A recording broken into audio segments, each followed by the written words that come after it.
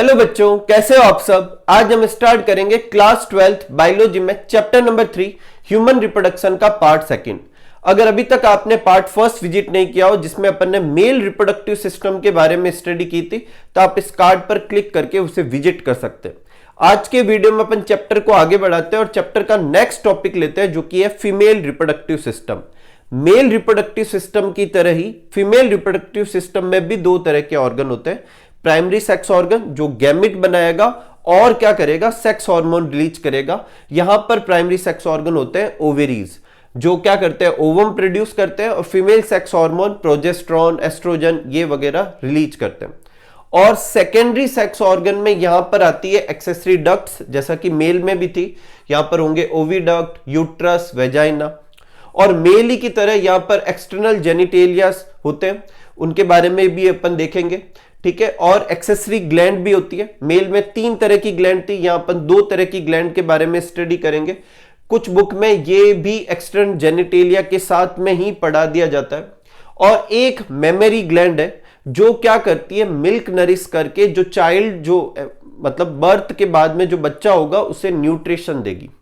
तो देखो, female reproductive system थोड़ा मेल रिप्रोडक्टिव सिस्टम के कंपेयर में एक्स्ट्रा फंक्शन क्या करता है, परफॉर्म करता है। मेल रिप्रोडक्टिव सिस्टम के कंपेयर किया जाए तो फीमेल रिप्रोडक्टिव सिस्टम ओव्यूलेशन करेगा। इसका मतलब मेल के जैसे के जैसे वो भी एक गैमेट बनाता है, पर वो फर्टिलाइजेशन भी करवाता है। साइट ऑफ फर्टिलाइजेशन जो होती है वो क्या होती है, फीमेल रिप्रोडक्टिव सिस्टम में होती है, ना कि मेल में। वो उस फिर एम्ब्रियो को डेवलप भी करवाएगा, तो इसलिए प्रेगनेंसी का जो फंक्शन है वो भी फीमेल रिप्रोडक्टिव सिस्टम का है। उसके बाद बर्थ, वो बच्चा बर्थ लेगा, उसका पार्चुरेशन होगा, वो भी फीमेल रिप्रोडक्टिव सिस्टम का फंक्शन है। और उसके बाद उस चाइल्ड की केयर, जो उसे न्यूट्रिशन देना है मिल्क के फॉर्म में, वो भी फीमेल रिप्रोडक्टिव सिस्टम का फंक्शन होता है। तो ये अपने फीमेल रिप्रोडक्टिव सिस्टम का अपन ने ऊपर से इंट्रोडक्शन लिया। एक बार आप ये नोट कर लीजिए, फिर एक एक करके 1 बाय 1 अपन सारे स्ट्रक्चर को डिटेल में स्टडी करते हैं, ठीक है। तो आगे बढ़ने से पहले अपन अपनी बुक में जो फीमेल रिप्रोडक्टिव सिस्टम का डायग्राम दे रखा है वो अपन अच्छे से करते हैं। देखो, बुक में 2 डायग्राम है, ये एक डायग्राम है, एक और अभी ये डायग्राम है, उसको भी देखेंगे। लेकिन एग्जाम में जब आए तो आप ये डायग्राम ड्रॉ कर सकते हैं क्योंकि ये आसानी से ड्रॉ हो जाएगा। तो देखो, इस डायग्राम में ये अपना है प्राइमरी सेक्स ऑर्गन जो कि बेसिकली कौन सा है, ओवेरी। एक ओवेरी ये रही और एक ये, ठीक है। ये ओवेरी देखो लिगामेंट से यहाँ पर क्या है, अटैच है। यहाँ पर यूट्रस से भी ये अटैच होती है, जिसे क्या कहते हैं, ओवेरियन लिगामेंट। और यहाँ पर एक और लिगामेंट होता है जिसे सस्पेंसरी लिगामेंट भी कह सकते हैं, ठीक है। और यहाँ ब्रॉड लिगामेंट का वो हिस्सा जो इसे कनेक्ट कर रहा है उसे क्या कहते हैं, मीजोवेरियम कहते हैं। तो ये तो हो गया अपना ओवेरी।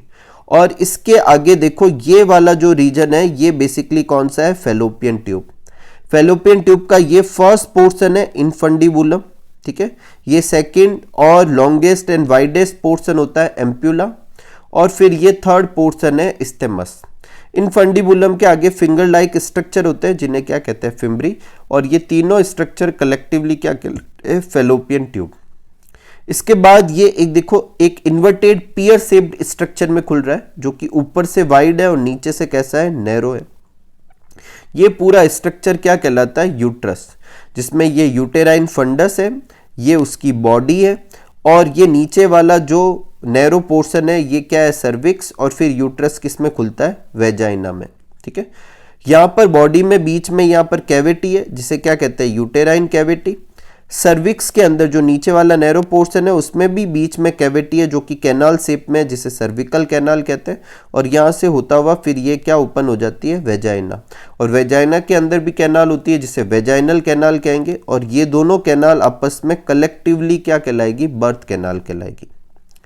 अब जो यूट्रस जो होता है उसकी वॉल में भी 3 लेयर होती है। सबसे बाहर वाली पेरीमेट्रियम, फिर मायोमेट्रियम, और सबसे अंदर वाली जो होती है उसे क्या कहते हैं, एंडोमेट्रियम कहते हैं।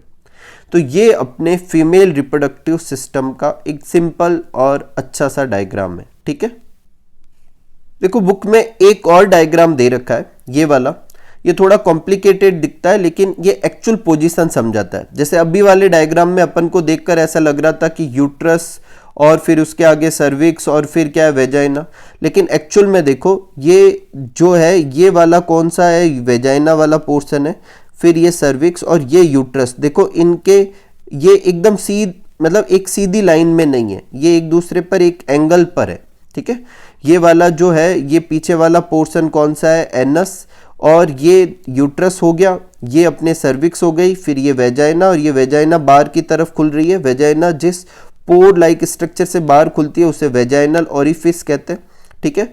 और इसके चारों तरफ क्या होता है, एक्सटर्नल जेनिटेलियास होते हैं, जिसको अपन बाद में अच्छे से पढ़ेंगे कौन कौन से होते हैं, clitoris, labium minora, labium majora, ठीक है। तो ये सब, एक मॉन्स भी होता है जिसे अभी अपन देखेंगे, ठीक है। ये जो है यूरिथ्रा है, क्योंकि ये यूरिनरी ब्लैडर है तो ये क्या है, यूरिथ्रा। तो ऊपर की तरफ क्या खुलती है, यूरिथ्रा।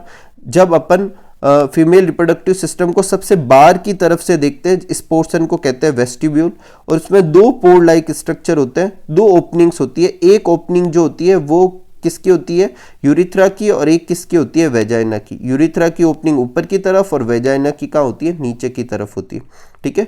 और ये वाला स्ट्रक्चर क्या है, प्यूबिक सिम्फाइसिस जो होता है, बोन जो होता है वो है, ठीक है। तो ये एक और डायग्राम है जिससे आप अच्छे से समझ पाते हैं एक्चुअल किस पोजीशन में फीमेल के रिप्रोडक्टिव ऑर्गन्स होते हैं। लेकिन एग्जाम में ड्रॉ करने के लिए आप फर्स्ट डायग्राम का इस्तेमाल कर सकते हैं, ठीक है। तो नेक्स्ट टॉपिक है अपना ओवेरी। ओवेरी क्या है, फीमेल का प्राइमरी फीमेल सेक्स ऑर्गन है, और ये क्या करता है, दो फंक्शन परफॉर्म करता है। पहला कि ये फीमेल गैमेट जो कि है ओवम वो बनाएगा, और दूसरा बहुत सारे स्टेरॉइड हार्मोन रिलीज करता है जिन्हें ओवेरियन हार्मोन कहते हैं।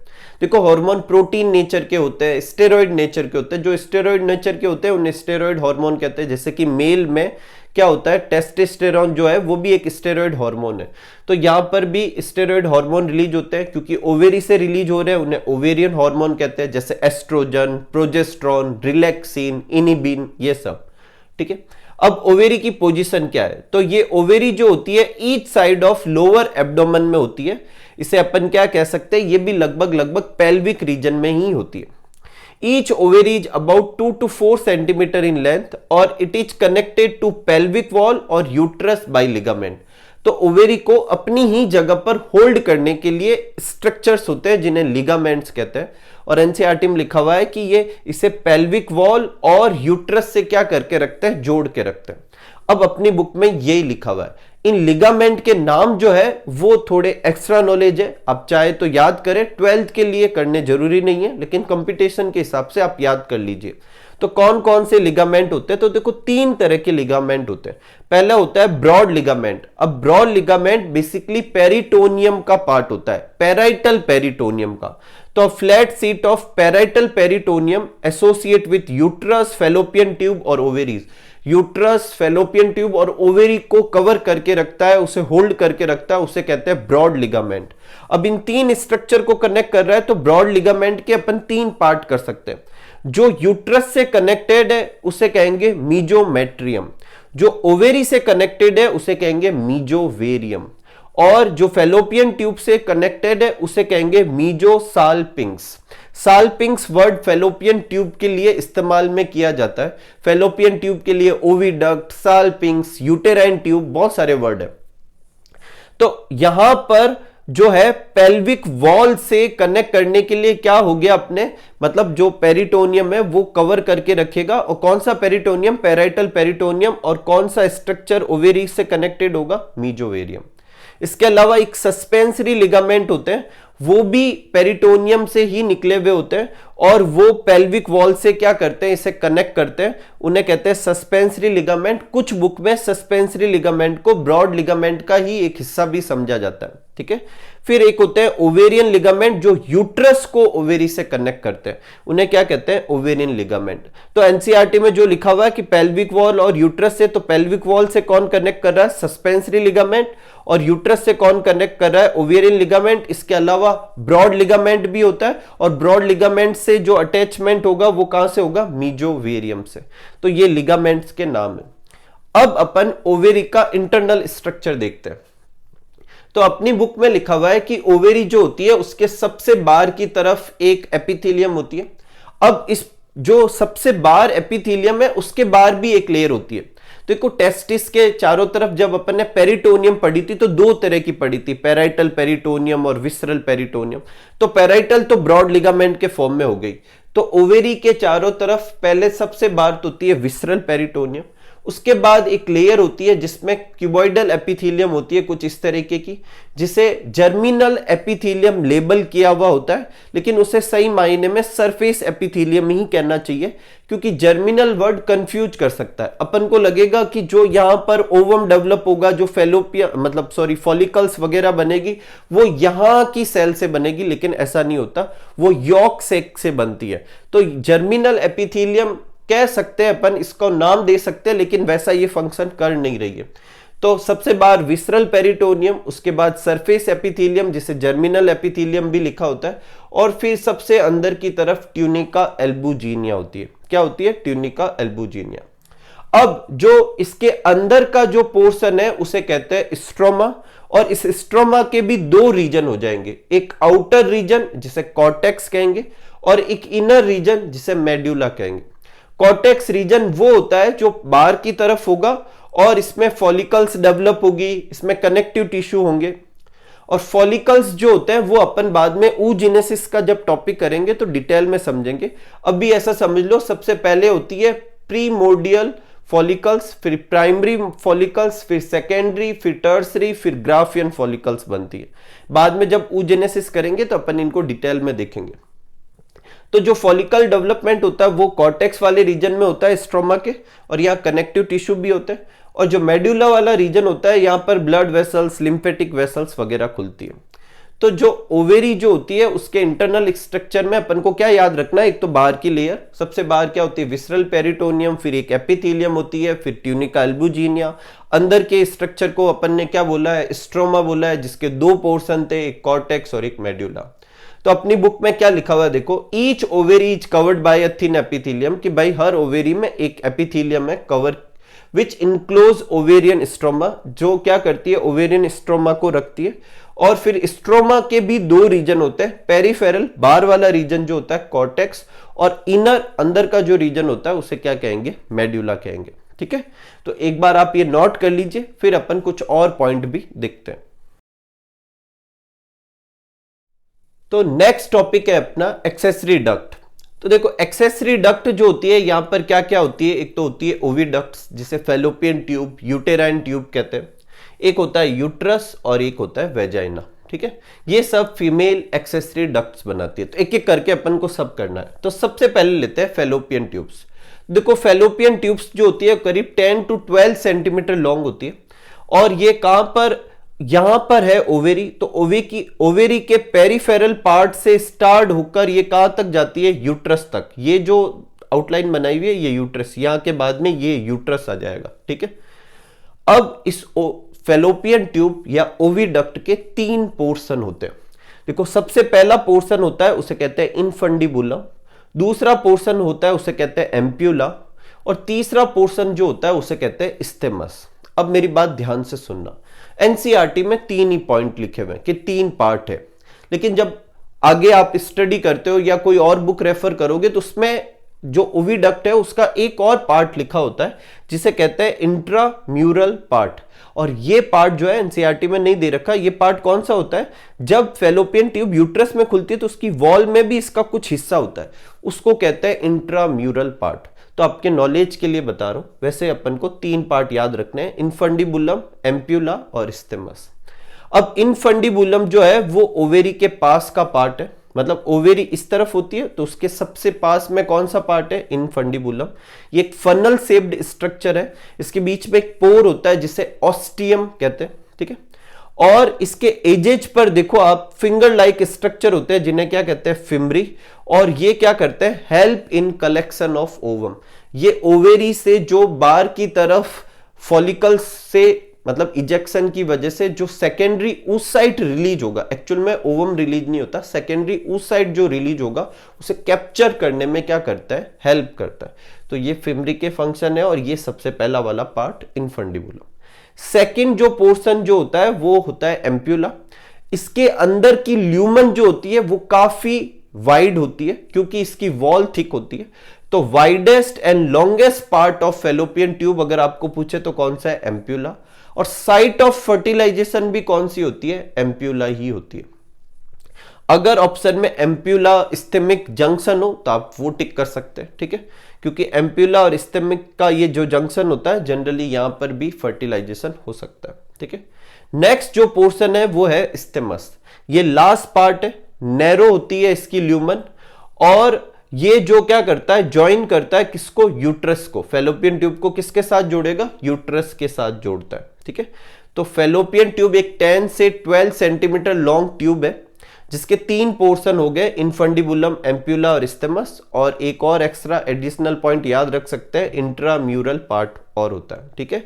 या फेलोपियन ट्यूब में क्या होगा? फर्टिलाइजेशन, और वो कौन सी जगह पर होगा? एम्प्यूला या एम्प्यूला स्टेमिक जंक्शन में। अब इसके क्या क्या फंक्शन है फेलोपियन ट्यूब के, वो अपन देखते हैं। पहला तो ये क्या करती है? ऊसाइड को कैप्चर करती है। और कौन सा ऊसाइड? Secondary oocyte. अब सेकेंडरी ऊसाइड क्या होता है? ये ऊजिनेसिस में अपन अच्छे से समझेंगे। सेकंड होती है इसके अंदर जो वॉल जो होती है वो सीलिएटेड कॉलमनर एपिथेलियम होती है। सीलिएटेड का क्या मतलब है? कि इसकी एपिथेलियम की सेल पे सीलिया होगी। कॉलमनर का क्या मतलब है? कॉलम शेप की, मतलब ऐसे लंबी लंबी सेल्स होती है। फ्लैट सेल्स होती है तो स्क्वेमस, क्यूब शेप की होती है क्यूबॉइडल, ऐसे लंबी लंबी होती है तो कॉलमनर एपिथेलियम। तो इसकी जो एपिथेलियम होती है सीलिएटेड कॉलमनर एपिथेलियम होती है। अब ये दो काम करती है, इस एपिथेलियम के दो काम है, मतलब वो ही फेलोपियन ट्यूब के काम हो जाएंगे। एक तो ये न्यूट्रिटिव फ्लूइड सिक्रेट करती है जो कि क्या करती है? फर्टिलाइज या अनफर्टिलाइज्ड एग को न्यूट्रिशन देती है। फर्टिलाइज अनफर्टिलाइज क्यों कह रहे हैं? हो सकता है एग इधर से जा रहा है, ओवम मतलब सेकेंडरी उस साइड यहां से पास हो रहा है, उसको न्यूट्रिशन मिल रहा है। अगर वो फर्टिलाइज्ड हो चुका है तो फर्टिलाइज्ड एग को बोले तो जाइगोट जो बन चुका है और आगे के जो स्ट्रक्चर है उसको न्यूट्रिशन प्रोवाइड करवाएगी। तो एक तो ये न्यूट्रिटिव फ्लूइड सिक्रेट करती है। दूसरा, ये जो सीलिया जो होती है वो ऐसे ऐसे मूव करके फर्टिलाइज्ड या अनफर्टिलाइज्ड जिस भी स्टेट में उसे धीरे धीरे आगे मूव कराएगी, क्योंकि वो खुद मूव नहीं कर सकता जैसे कि स्पर्म करता है। तो ये दो फंक्शन सीलिएटेड कॉलमनर एपिथेलियम के होते हैं। तो बेसिकली ये किसके हो गए? फेलोपियन ट्यूब के हो गए। साइट ऑफ फर्टिलाइजेशन भी कहां होती है? फेलोपियन ट्यूब में होती है। मैं बार बार रिपीट कर रहा हूं, कहां पर है? यहां पर, एम्प्यूला में या एम्प्यूला स्टेमिक जंक्शन। तो ये अपने किसके बारे में था? फेलोपियन ट्यूब के बारे में, जो फर्स्ट एक्सेसरी डक्ट थी। अब अपन सेकंड लेते हैं जो कि कौन सा है? यूट्रस। तो देखो यूट्रस एक सिंगल स्ट्रक्चर होता है। फेलोपियन ट्यूब कितनी होती है? 2 होती है, जबकि यूट्रस एक होता है, इसे वूम भी कहते हैं। और ये इन्वर्टेड पियर शेप का होता है। अब पियर शेप कैसा होता है? ऊपर से नैरो, नीचे से वाइड। ये इन्वर्टेड पियर शेप है, मतलब ऊपर से वाइड, नीचे से नैरो, ठीक है। अब देखो इसका जो डायग्राम है उसको आप अच्छे से समझो। पहले अपन इसकी वॉल को लेते हैं। तो देखो इसकी जो वॉल होती है उसमें 3 लेयर होती है। कितनी लेयर होती है? 3। सबसे बाहर वाली जो होती है पेरीमेट्रियम कहलाती है, फिर सेकंड वाली मायोमेट्रियम, और सबसे अंदर वाली क्या कहलाती है? एंडोमेट्रियम। पेरीमेट्रियम बेसिकली एक विसरल पेरिटोनियम का पार्ट है, मतलब उसी की लेयर है। मायोमेट्रियम मसल्स की एक लेयर होती है, और ये थिकेस्ट होती है किसके अंदर? इसके अंदर, यूट्रस की वॉल के अंदर। और सबसे अंदर होती है एंडोमेट्रियम। एक एडिशनल पॉइंट बता रहा हूं, एंडोमेट्रियम पे भी 2 लेयर होती है, एक स्ट्रेटम फंक्शनलिस और एक स्ट्रेटम बेसिलस। अब इन दोनों का क्या फंक्शन है ये अपन मेंस्ट्रुएशन साइकिल में अच्छे से समझेंगे। देखो इसका जो ऊपर वाला पार्ट होता है ये वाला, इसे कहते हैं फंडस। ये बीच का जो पार्ट है इसे बॉडी, इसके अंदर एक कैविटी होती है जिसे यूटेराइन कैविटी कहते हैं। और इसका जो नीचे वाला पार्ट, जो नैरो पार्ट है, उसे कहते हैं सर्विक्स। और उसके अंदर भी कुछ है, कैनाल लाइक स्ट्रक्चर है जिसे कहते हैं सर्विकल कैनाल। और इस यूट्रस के आगे तीसरी एक्सेसरी डक्ट आती है जो कि कौन सी है? वेजाइना। और वेजाइना के अंदर भी एक कैनाल लाइक स्ट्रक्चर होता है जिसे वेजाइनल कैनाल कहते हैं।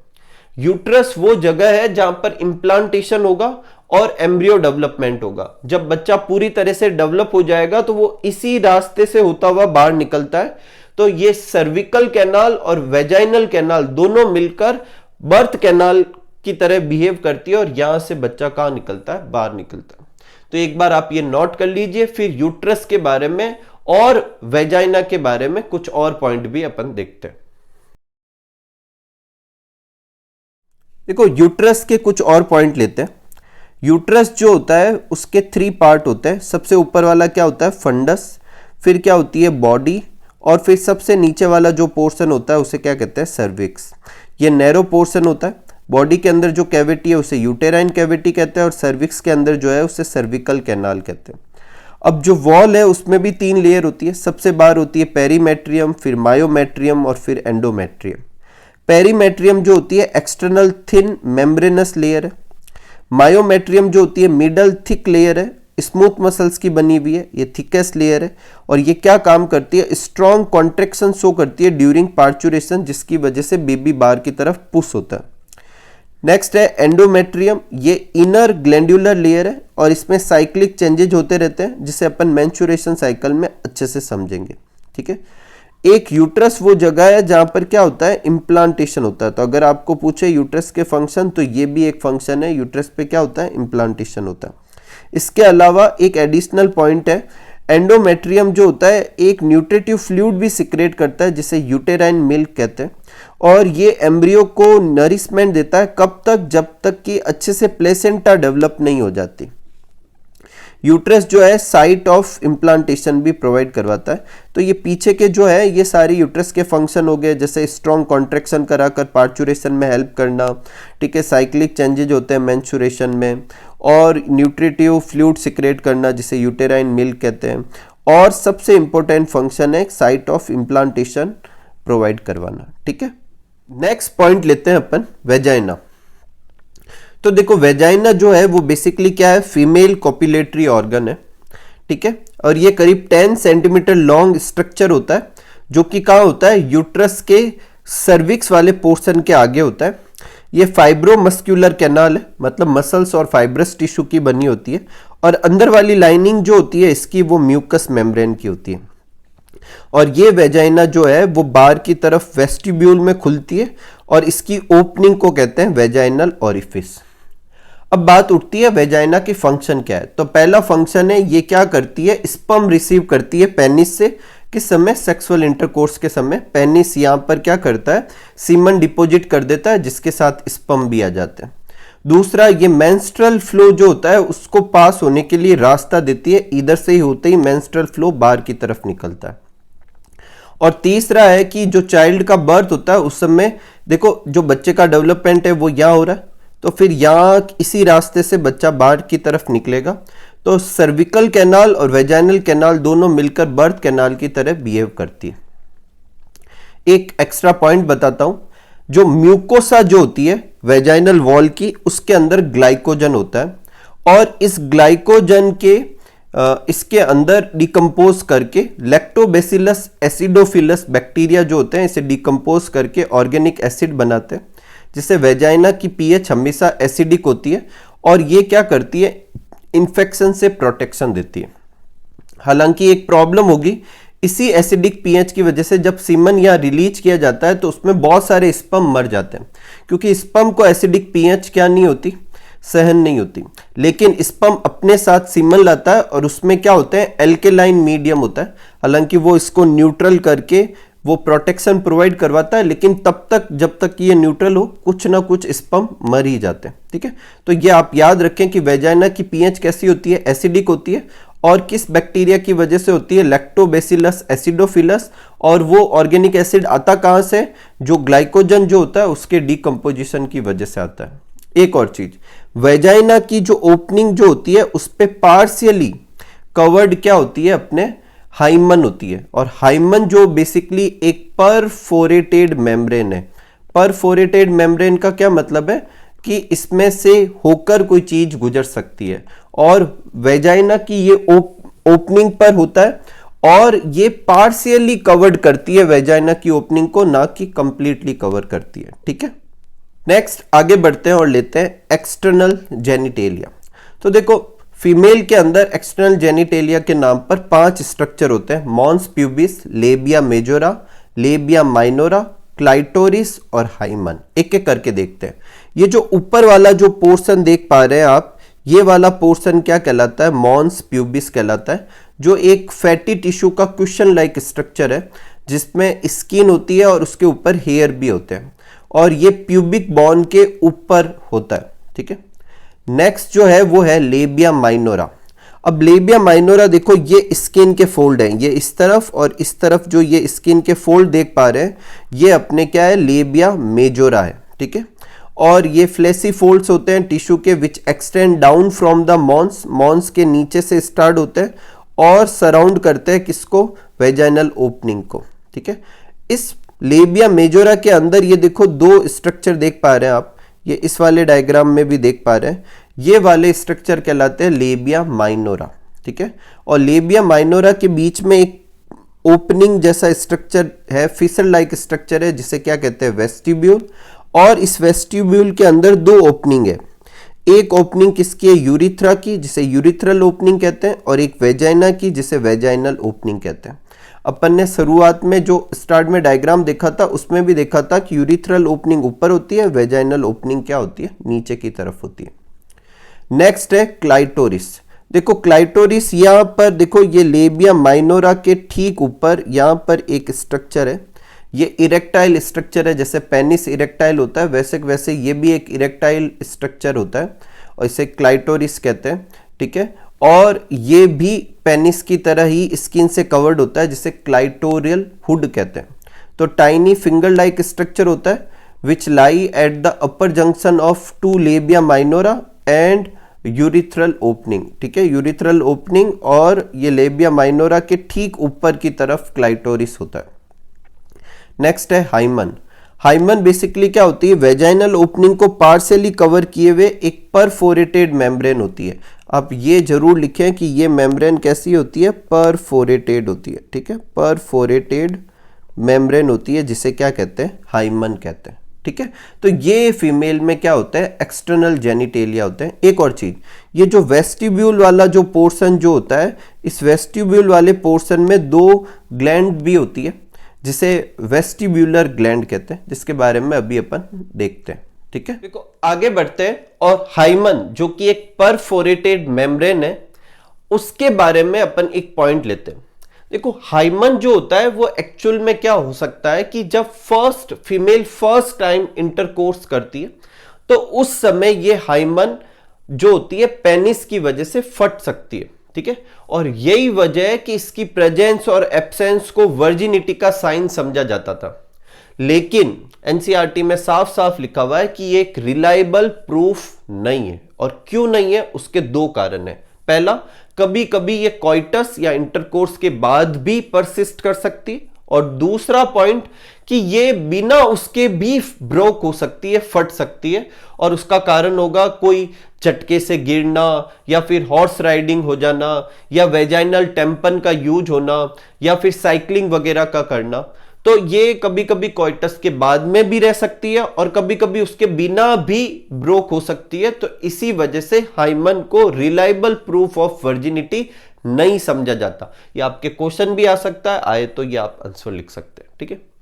नेक्स्ट है अपने एक्सेसरी डक्ट। देखो एक्सेसरी डक्ट के बारे में अपनी एनसीईआरटी में नहीं लिखा हुआ, लेकिन फीमेल में दो एक्सेसरी डक्ट होती है जो कि वेस्टिब्यूल में क्या होती है, ओपन होती है, इसलिए इन्हें वेस्टिब्यूलर ग्लैंड्स भी कहते हैं। बार्थोलिन ग्लैंड और पैरा यूरिथ्रल ग्लैंड दो एक्सेसरी डक्ट फीमेल में होती है।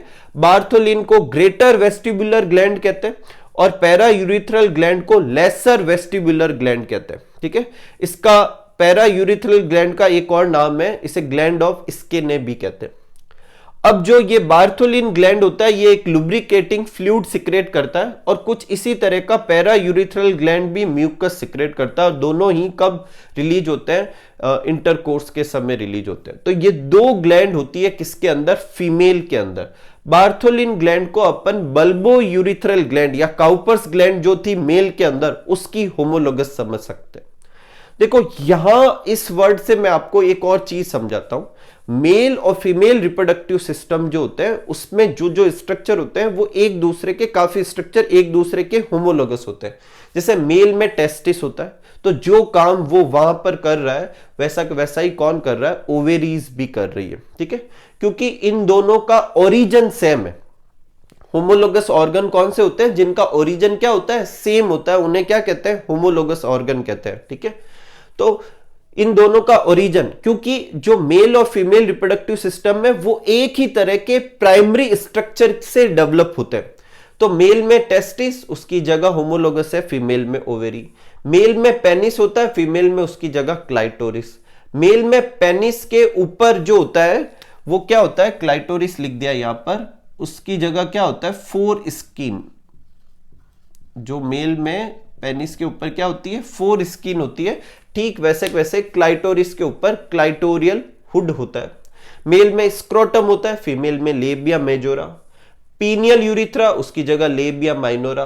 प्रोस्टेट यूट्रिकल, ये एक स्ट्रक्चर होता है जिसकी जगह फीमेल में यूट्रस होता है। बल्बो यूरिथ्रल ग्लैंड, उसकी जगह बार्थोलिन ग्लैंड। प्रोस्टेट ग्लैंड, उसकी जगह पैरा यूरिथ्रल ग्लैंड। ठीक है, तो ये मेल और फीमेल में क्या है, होमोलोगस ऑर्गन है। अगेन ये अपनी एनसीईआरटी में नहीं दे रखा, ये एक एक्स्ट्रा पॉइंट है। अब अपन आज के वीडियो का लास्ट टॉपिक लेते हैं, जो कि फीमेल रिप्रोडक्टिव सिस्टम का भी लास्ट टॉपिक है, जो कि है मेमोरी ग्लैंड, जिसे अपन ब्रेस्ट के टॉपिक के अंडर भी स्टडी कर सकते हैं। तो देखो, एक फंक्शनल मेमोरी ग्लैंड का होना फीमेल मैमल्स की कैरेक्टरिस्टिक्स है। देखो, मेल में भी मेमोरी ग्लैंड होती है, लेकिन वो फंक्शनल नहीं होती, और फीमेल में मेमोरी ग्लैंड होती भी है और फंक्शनल भी होती है, और ये उसका कैरेक्टरिस्टिक साइन है। इसी वजह से अपन को क्या कहते हैं, मैमल्स कहते हैं। अब ब्रेस्ट जो होते हैं वो होते कहां पर है, तो ये पेक्टोरियल, मेजर पेक्टोरियल मसल्स जो होती है, मेजर पेक्टोरियल मसल्स के ऊपर होती है, चेस्ट वाले रीजन के आसपास। इसे अभी अपन डायग्राम से अच्छे से समझेंगे। और ब्रेस्ट के अंदर दो तरह के स्ट्रक्चर्स होते हैं, एक ग्लैंडुलर टिश्यू होता है जिसके बारे में भी अपन पढ़ेंगे, और वो क्या करता है, मिल्क सिक्रेट करेगा, और एक उसमें क्या होंगे, बाकी के टिश्यू होंगे जिसमें बेसिकली क्या होती है, वेरिएबल अमाउंट ऑफ फैट होती है। तो एनसीईआरटी में लिखा हुआ है कि वेरिएबल अमाउंट ऑफ फैट, इसका मतलब कुछ फिक्स अमाउंट नहीं है कि कितनी फैट होगी, और इसी की वजह से ब्रेस्ट की जो साइज होती है वो अलग अलग हो सकती है। तो एक बार आप ये नोट कर लीजिए, फिर अपन मेमोरी ग्लैंड के बारे में डिटेल में स्टडी करते हैं। देखो, आगे बढ़ने से पहले अपनी बुक में जो अपने ब्रेस्ट का जो डायग्राम दे रखा है वो अपन देख लेते हैं। हालांकि मैं अभी एक आपको सिंपल डायग्राम बताऊंगा जिससे अपन सारी लेबलिंग को अच्छे से समझेंगे। तो अपनी बुक में जो डायग्राम दे रखा है, ये पीछे की तरफ क्या शो कर रखी है, रिप्स, और रिप्स के बीच में क्या होती है, मसल्स होती है जिसे इंटरकॉस्टल मसल्स कहते हैं। इसके आगे देखो, यहाँ पर पेक्टोरेलिस मेजर मसल्स है जिसके ऊपर ये पूरा स्ट्रक्चर टिका हुआ है। ठीक है, अब जहां तक इसके अंदर की बात की जाए तो ये देखो, ये सारा जो है फैट है, एडिपोज टिश्यू है, जिसकी अमाउंट डिसाइड करेगी कि साइज क्या होगी।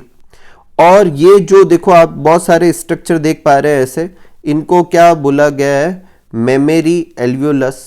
और उस मेमोरी एल्वियोलस से डक्ट निकलती है जिसे अपन उस डक्ट को मेमोरी ट्यूब्यूल्स कहते हैं, जो इस डायग्राम में नहीं है। फिर बहुत सारी मेमोरी ट्यूब्यूल्स आपस में मिलकर मेमोरी डक्ट बनाती है। फिर मेमोरी डक्ट बाद में एक वाइड स्ट्रक्चर बनाती है जिसे एम्प्यूला कहते हैं, और फिर एम्प्यूला आगे एक स्ट्रक्चर में खुलता है जिसे लेक्टिफेरस डक्ट कहते हैं। और ये वाला रीजन जो है ये कौन सा है, निप्पल। अगर अपन फ्रंट व्यू से देखें और ये निप्पल है, तो निप्पल के चारों तरफ पिगमेंटेड एरिया होते हैं जो बाकी ब्रेस्ट के कलर के मुकाबले में ज़्यादा पिगमेंटेड होते हैं, जिसे एरियोला कहते हैं। एरियोला पर निप्पल के चारों तरफ कभी कभी पिंपल लाइक स्ट्रक्चर देखने को मिलते हैं जिसे कहते हैं मोंटगोमरी ग्लैंड्स होती है। ठीक है, मेमोरी ग्लैंड खुद जो होती है वो एक मॉडिफाइड स्वेट ग्लैंड है, क्योंकि ये स्किन पर है तो ये कोई ना कोई ग्लैंड ही होगी। तो स्किन पे जनरली ग्लैंड पढ़ाई जाती है, स्वेट ग्लैंड, सिबेसियस ग्लैंड या ऑयल ग्लैंड, ये सब समझा जाता है। तो मेमोरी ग्लैंड बेसिकली मॉडिफाइड क्या है, स्वेट ग्लैंड है, जबकि ये मोंटगोमेरी जो ग्लैंड जो है वो बेसिकली मॉडिफाइड सिबेसियस ग्लैंड है, और ये एक तरह का ऑयल जैसा सिक्रेशन करती है जो निप्पल को ड्राई होने से या क्रैक्ड होने से क्या करती है, बचाती है। तो एक बार आप इस डायग्राम को अच्छे से देख लें। ये वाला जो पोर्शन है ये आप अभी मैंने जहां पर आगे डायग्राम समझाऊंगा उसके पास में ये नोट कर लें। ये वाला इस डायग्राम की जगह आप आगे वाला डायग्राम बना लें। ठीक है, तो देखो आगे बढ़ते हैं और ब्रेस्ट के स्ट्रक्चर के बारे में अच्छे से समझते हैं। तो देखो, ये पीछे की तरफ जो ये लाइन दिख रही है, इसमें ये जो ब्लैक डॉट दिख पा रहे हैं ये बेसिकली रिप्स है। ठीक है, ये रिप्स को डिनोट कर रहे हैं, और इसके बीच का जो ये स्पेस है, ये तो डॉट क्या हो गया, रिप्स, और ये बीच का जो स्पेस है जिसमें मसल्स होती है, जो कौन सी मसल्स है, जो रिब्स के बीच में होती है, कौन सी होती है, इंटरकॉस्टल मसल्स होती है। इस वाले के बाद में ये वाली जो लाइनिंग दिख रही है, ये पेक्टोरियल मसल्स का मेजर पोर्शन है, पेक्टोरियलिस मेजर कहलाता है। और उसके बाद में क्या होता है, पेक्टोरल फेसिया होता है। और फिर यहां से इसको ब्रेस्ट को होल्ड करने के लिए लिगामेंट्स भी होते हैं, जिसे कूपर्स के लिगामेंट कहते हैं। अगर आप नोट करना चाहे तो नोट कर सकते हैं, ठीक है। क्या होता है, कूपर्स लिगामेंट, ठीक है। ये आप नोट करना चाहे तो ये आप नोट कर सकते हैं, ठीक है। वैसे अपनी बुक में है नहीं। इसके बाद जो ब्रेस्ट के अंदर जो है, उन स्ट्रक्चर को दो कैटेगरी में अपन ने डिवाइड किया था।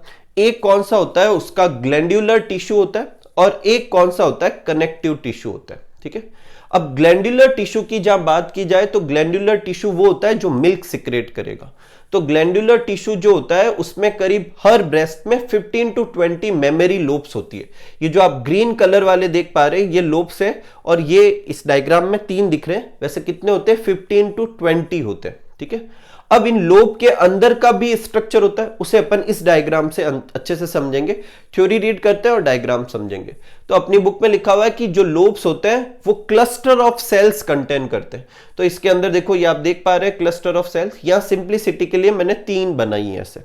तो देखो, ये एक क्लस्टर ऑफ सेल, ये एक क्लस्टर ऑफ सेल, और ये एक क्लस्टर ऑफ सेल, जिसे एल्वियोलाई कहते हैं। और इस एल्वियोलाई की हर एक सेल जो होती है वो मिल्क सिक्रेट करती है, और मिल्क सिक्रेट करके ये बीच वाले स्ट्रक्चर में डाल देती है, जिसे क्या कहते हैं, ल्यूमन कहते हैं। तो देखो, lobes contain a cluster of cell जिन्हें एल्वियोलाई कहते हैं, और the cells of alveoli secrete milk. और क्या करती है, मिल्क सिक्रेट करती है, जो ल्यूमन में मतलब यहां पर स्टोर रहता है। Alveoli open into mammary tubules. अब एल्वियोलाई से क्या निकलती है, मेमोरी ट्यूब्यूल्स निकलती है, हर एल्वियोलाई से निकलेगी। और बहुत सारी ये मेमोरी ट्यूब्यूल्स जो होती है, सारी नहीं, बहुत सारी मेमोरी ट्यूब्यूल्स आपस में ज्वाइन होती है, और क्या बनाती है, मेमोरी डक्ट बनाती है। मेमोरी डक्ट के नंबर जो होंगे मेमोरी ट्यूब्यूल से कम होंगे, लेकिन ये भी एक से ज्यादा होगी।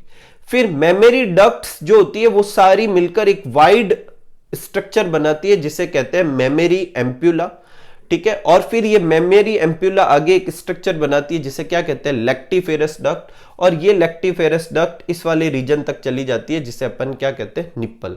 और वहां से सक करके ब्लड को, मिल्क को क्या किया जा सकता है, निकाला जा सकता है, ठीक है। जब बच्चा निप्पल को सक करता है तो मिल्क वहां से बाहर निकल जाएगा, ठीक है। इट इज, अब देखो इसके अंदर क्या है कि ये जो लास्ट पोर्शन क्या है, it is connected to lactiferous duct. ये हो गया। ये तो अपना कौन सा पोर्शन था, ब्रेस्ट का ग्लैंडुलर टिश्यू वाला पोर्शन था। अब ब्रेस्ट के अंदर कनेक्टिव टिश्यू भी होता है। तो 2 तरह के स्ट्रक्चर होते हैं। प्राइमरी तो क्या होता है, एडिपोस टिश्यू होता है, फैट टिश्यू होता है, जिसकी अमाउंट डिसाइड करती है कि साइज क्या होगी। उसके अलावा फाइब्रस टिश्यू भी होता है, कोलेजन फाइबर भी होते हैं, ठीक है। तो ये उसके अंदर कनेक्टिव टिश्यू भी होते हैं। तो ये अपने इसके बारे में डायग्राम था। बुक का डायग्राम भी अच्छे से समझ सकते हैं, ठीक है। ये मैंने सिंप्लिसिटी के लिए आसानी से ड्रॉ किया जा सकता है, सारे स्ट्रक्चर इसमें लेबल हैं तो अच्छे से समझ में आएगा।